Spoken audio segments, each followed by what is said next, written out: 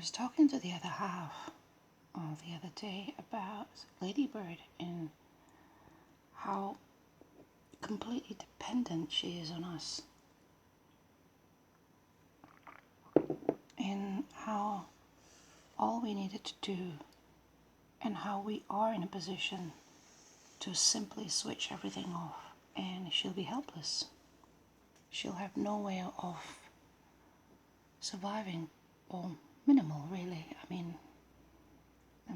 I realized that domesticated cats no longer able to or not know how to eat raw meat. For example, I gave her cooked chicken, I think, and I think I might have given her a piece of fish as well, and I was quite surprised because this is my first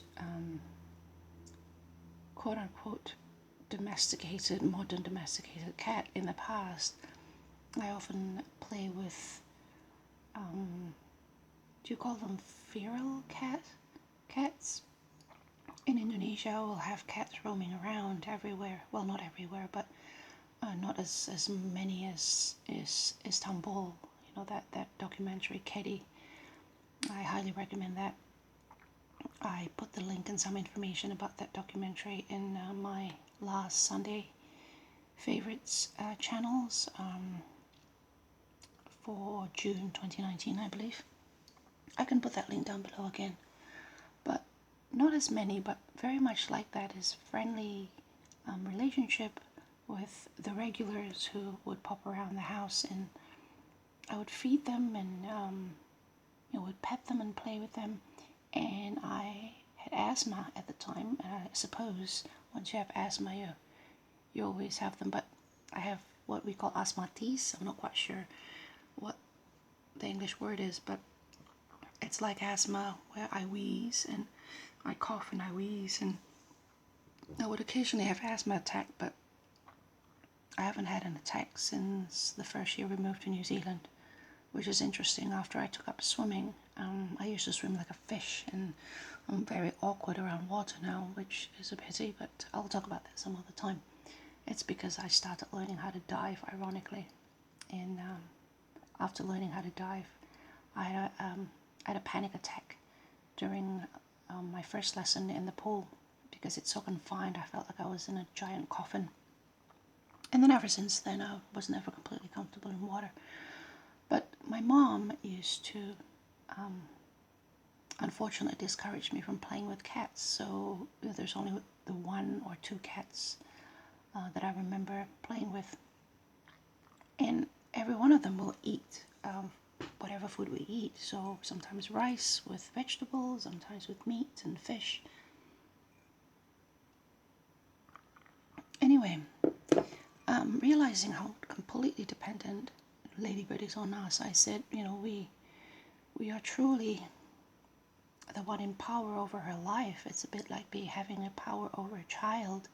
It's a bit like having power over other people's lives who are less fortunate than us, or who have less access to resources, or who have less access to power for whatever reason, or who are powerless in their own selves and in society. I've spoken about power a lot this year, and the idea, or the pondering and the contemplation of and the reality of power really hit home for me last year due to various events, as some of you know. And so the interesting thing is, my other half said, well, we are her slaves. What are you talking about? He said, she sat where she wants. She claimed his chair, and he has taken the habit of sitting on a footstool now instead of the armchair that's obviously more comfortable, because Ladybird have decided that that's her chair.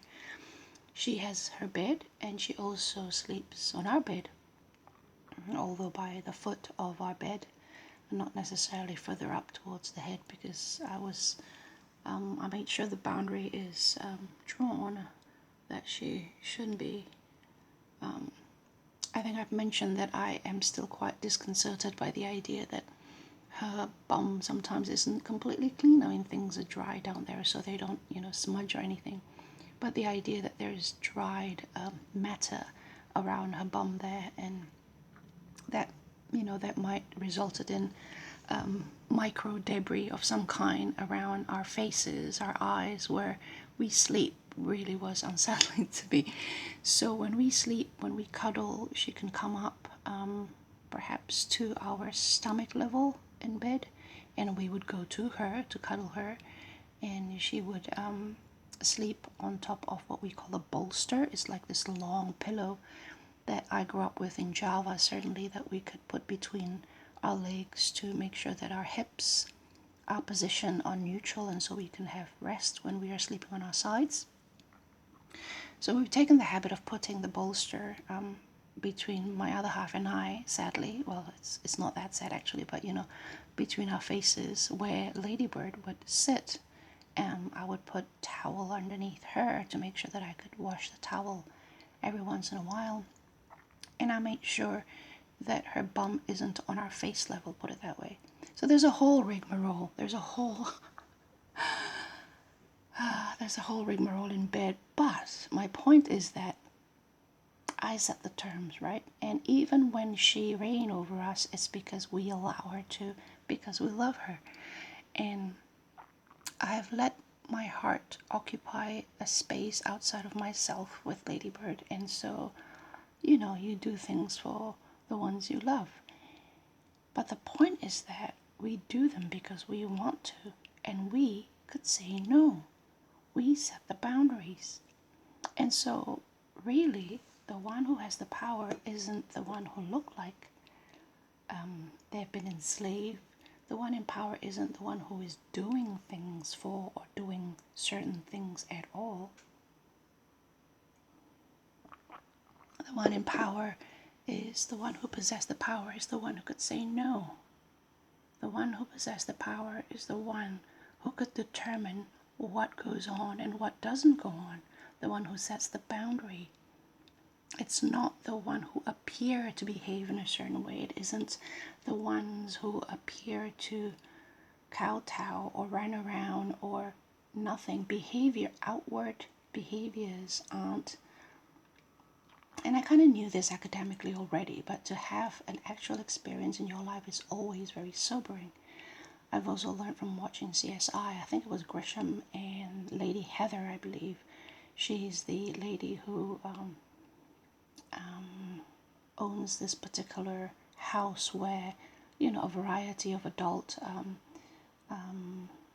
lifestyles and inclinations were entertained, put it that way.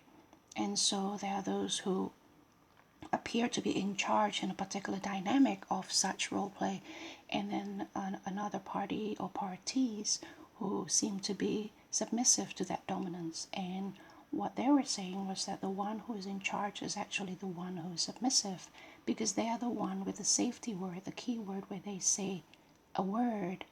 All role play, every act of engagement have to cease because they no longer feel safe.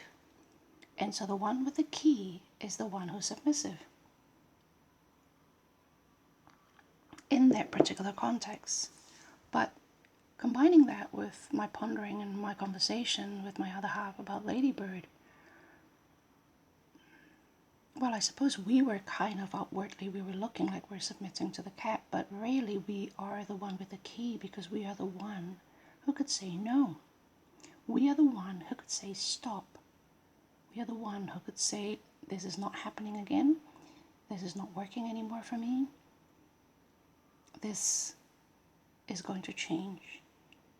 And as I said, although I know this already, the dynamic of power is quite complicated. And I find it quite fascinating that even for myself, I'm still finding things like this an epiphany, still finding this enlightening, or almost like a surprise, that the fact that the one who can say no is the one who has the true power. It's not the one who look like they've been enslaved. It's not the one who look like they are in power, or it's not the one who look like they are the one who wants certain events to unfold. The question always is, who has the power to say no, and that is where the power lies. So I thought that was quite an interesting epiphany, and I thought for whatever it's worth, I share that with you.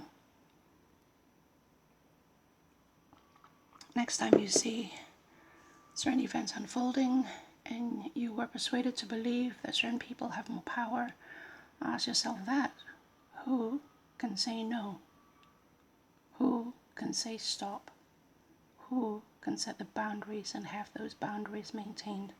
That's where the power lies. Anyway, I'll talk to you later. Bye.